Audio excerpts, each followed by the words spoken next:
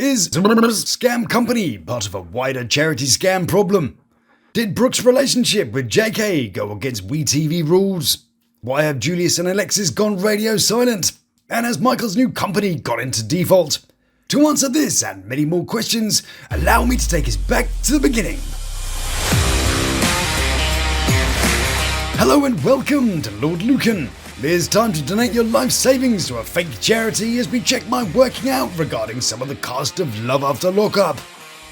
On today's show, we dive into Zerughlughwullah's data phishing and scam site, and is it linked to a bigger scam company based here in Charlottesville?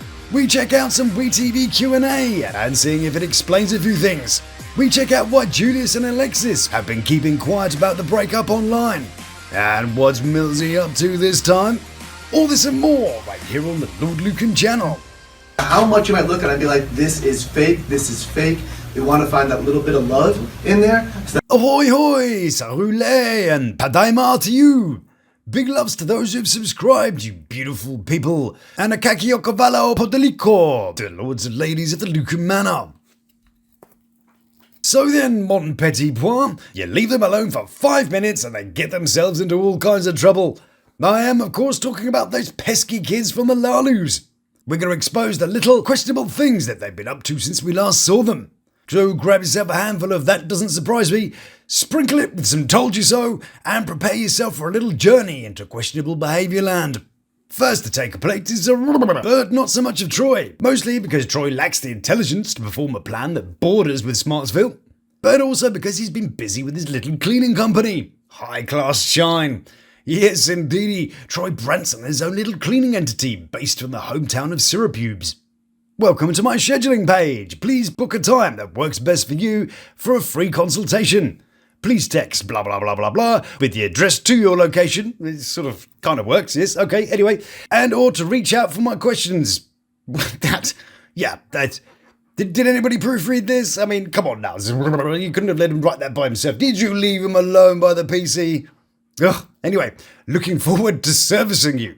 And whilst the thought of being serviced by Troy, who brought a sandwich to a baguette convention, might just turn our stomachs, I thought, well, I might as well see if I could book myself in for a bit of Troy-rama. And why the hell not? He takes about 4 minutes to do the job, which probably includes him chonging on a fat one every 5 minutes, and turning up wearing something that resembles my great-aunt Myrna's tea cozy. But it does say, please book when your schedule. Well, when my schedule does what exactly? Well, I asked my schedule and my schedule said yes. So let's go ahead and see what availability he has, shall we? So he works between 1 and 6 p.m. except on Mondays when he works from 2. I mean, he does need that extra hour after having a Sunday, you know. Plus, if he takes 4 hours to do the job, he can do a whole job in a day. Good job, I guess. Now, after this point, I would have actually had to call his stupid ass if I wanted to get any further, and seeing as it cost me about £3 per minute, that's where I decided not to spend a bunch of money to find out if he'll answer the phone or not. Plus, it's really Zerughlughwullah that I'm interested in, or rather, her company Project Heal. Now, by this point, those who have watched my videos before, or those who have watched other creators, will probably know that her company is just a shell. In fact, I even booked a consultation with them earlier this year, and no one even turned up on the call. It was such a shame too. I had my whole backstory sorted out and everything. I was going to tell her I was in trouble because I broke the law, and I'd assaulted someone and was looking for someone to talk to about it. The only catch is that I'd used a dildo, and therefore it was an S-crime, and I was looking at being on some kind of register. I'd even picked out a lovely part of town to come from. But as I say, I waited for more than half an hour and nobody showed up on the video call. So we know it was just an empty scam BS company that took donations for no reasons, and that she'd happily admit to spending the money that she made on parking tickets and new tyres, which totally violates the law. Good job. She might have also spent it on that cash bouquet she made, which was mostly made up of small bills, but I've got no evidence of that. Now, in previous videos, I suggested she had an interest in this tax scam thing that people like Letitia do, where they buy a bit of software. They charge their clients a bucket load of money to process their taxes, all under the guise of a lifestyle improvement with celebrity endorsements. Just like Wally did. But she didn't do that. And there's no hang on a second. She didn't do that. But there is something that she's doing that's similar. Allow me to explain.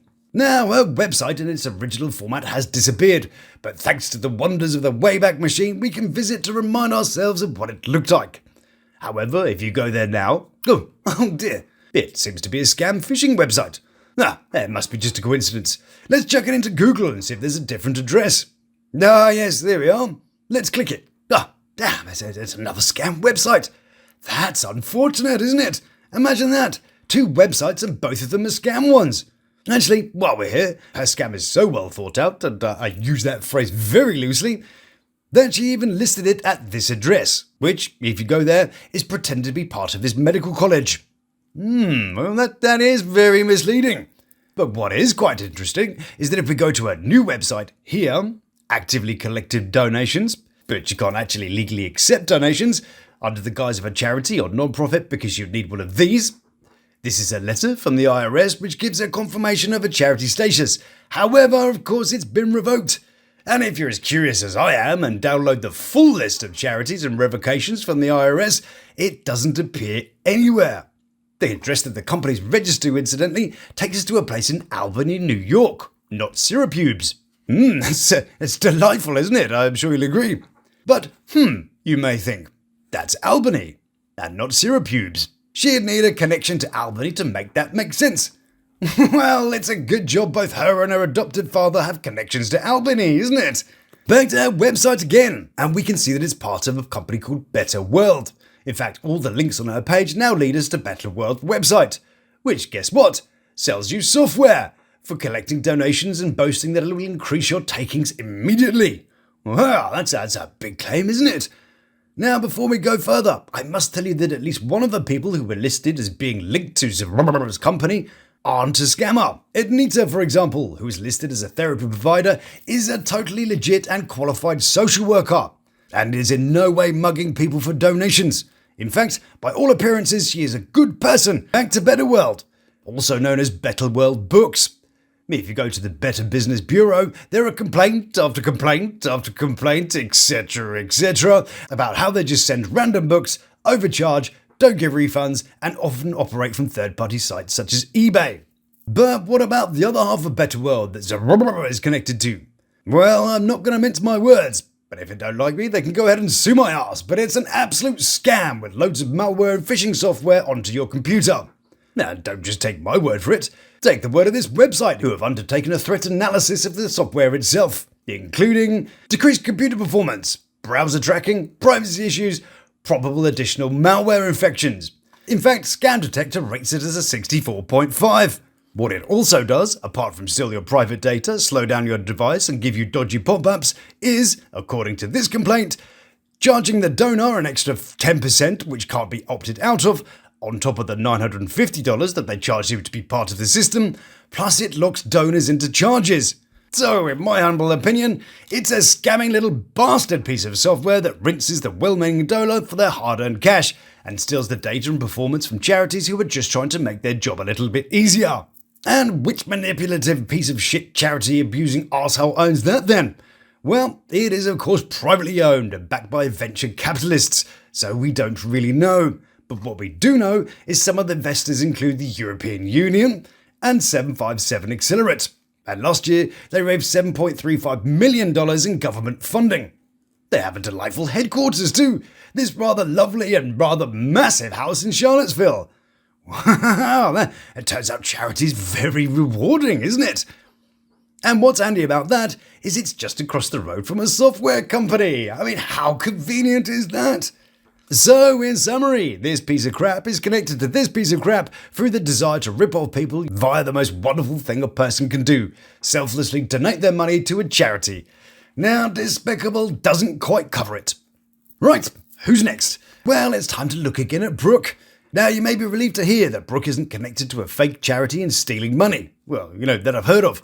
The only charity she's involved with is the one that she buys her clothes from. And in order to set up this part, I need to take you to a video by The Melanated Way from 2022. And it's a Q&A session with the producers of Life After Lockup. Now, the audio is pretty shocking, but I've tried to enhance it a little so you can hear what they're saying. A lot of people apply and they might have known each other outside of prison for 3 years. That doesn't work either for the premise of this show. There has to be the unknown and the mystery. So, if they're not interested in people who have known other people for 3 years, which coincidentally was the amount of time Brooke knew JK before he went to prison, then why did she get accepted on the show? What was it in Brooke that was so attractive that the producers went against the rules they'd set up for themselves? What was it that she proposed that meant these guys were willing to take her on? We can ask the same of Manon from that 90 Day show, who was married to her man years before they appeared on the show. That went against the whole premise of the show too. Sometimes a reality show bends its own rules not because of oversight, but because there's a strategy. When a particular character promises guaranteed drama, emotional volatility, or viral content, producers may quietly override the format to ensure they're part of the cast. It becomes less about fairness and more about ratings. If someone's story arc is a bit too juicy to ignore, the rules become flexible and the audience gets the chaos they secretly crave. Just like Julian, who spoke to the producers about his wants, which was the desire to be the centre of a multitude of women, just like his favourite show 20 to 1, which he got. Well, he got a low-budget catfish version, but still, Julius is a kind of low-budget kind of guy. That cheap watch, for example. Now that's low-budget bling. So the same would apply to Brooke. She offers them a story so compelling that they're willing to bend the rules. Another interesting part of what they say is this. How much you might look at it and be like, this is fake, this is fake. They want to find that little bit of love in there. No matter how much they think this is fake, they want to find that little bit of love in there. Like if a person was well aware of the on-scene exes. Like if someone had a bit of a fight with said ex, and then is seen moments later hanging out and being all buddy-buddy with them. Is that the kind of fake they're talking about? The kind of ignorably fake event that people can get invested in? To find the love, as he says. Well, that is very interesting, isn't it? Which leads me back to Julius and Alexis, and how come two people who are perpetually online somehow seem to have gone fairly silent about their relationship? Well, to answer this, we need to rewind our thoughts to Chance, Pitt and Taylor. If you recall, when the cameras left, Chance got caught cheating again and left. And while some of it was filmed on Taylor's phone, the crew flew out as soon as they could to cover the event.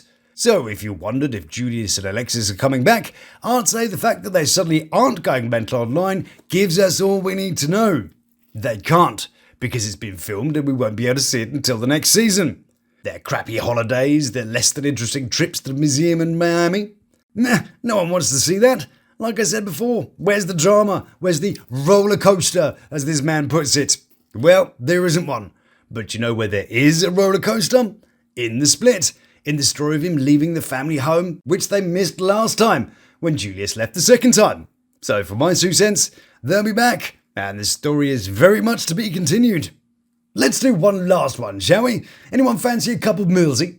So you remember that in last season, Millsy admitted that he couldn't get the insurance company to pay out the $30,000 it would take to get his BMW M3, one of his fleet of luxury cars, back on the road. Now, I did a wee bit of digging, and one of the things you'll need to get insurance in the first place is a company registered in Nevada. Now, only if we could find the LLC that he set up. Hang on a second. But just before I hang on to your second, what do you think Millsy would call his LLC? Given that he gives his kids fairly interesting names. Millions, spelt with a Z, LLC. Montana spends all your money and lets you believe he's loaded, LLC. Well, it's called MP Enterprises, LLC. Enterprises, yeah, okay. And if you notice, he hasn't filed any records since 2023 and is now in default. He is now liable for charges and fines. But can they get him? Well, the company address takes us to this location in Las Vegas, which is a virtual address and a forwarding company. His family member, Bisham, who's also listed as a company officer, gave his address as this one in the Bronx. Again, just a virtual commercial address. But what about our genius in residence, Millsy? Do you think he's smart enough to put a forwarding address so he wouldn't get the local government breathing down his neck? Of course not. He's listed it here at Millsy's current address. Good job. A property which is, of course, listed as owned by Justine. And blurred out on Google. Luckily, they didn't blur it out on Bing, so here it is. So, not only has he got the problem of not having the money to fix his car or get married, but he's also about to get some brand new fines for being in default with his company. Whoops. I did wonder about how they managed to afford this place, and I wonder if Juju just owned her last place in Pennsylvania and offset that against the price. Well, let's take a little trip there and find out. Here we are in Edensburg. I do take you around the world during my videos, don't I? This place has been owned by a company since 2014, so Justine never owned it. Love the new tenant though. He looks lovely. It is, of course, managed by Century 21. So I'll be back to finish that little mystery off very soon. So, my delightful viewer, what did we learn today? Well, we learned that Zeruiah is in the lowest of the low, scamming charity donations using dubious software that steals things from charities. A bit like the tax thing, but slightly different genre. WeTV will take on a couple that may be fake as long as there's a story in it. There, Millsy is bringing more debt to the house whilst pretending he's a rapper with cash. Wow! Now I do believe there's more tea in that little lot than there is right here in England land. You're welcome. And with that, my most excellent personage, I shall bid you a most heartfelt farewell. I will of course be back very soon with my usual mix of deep diving and tongue-in-cheek humour. And I do hope you'll be joining me for that. Thank you so much for coming along and all the support you give my little channel. I appreciate you more than you'll ever know. So if you like what I do, then please do like, subscribe and check out one of these little beauties. So until we meet again, stay beautiful, love to my three, and you take care of yourself. Please subscribe now for a play. Thank you.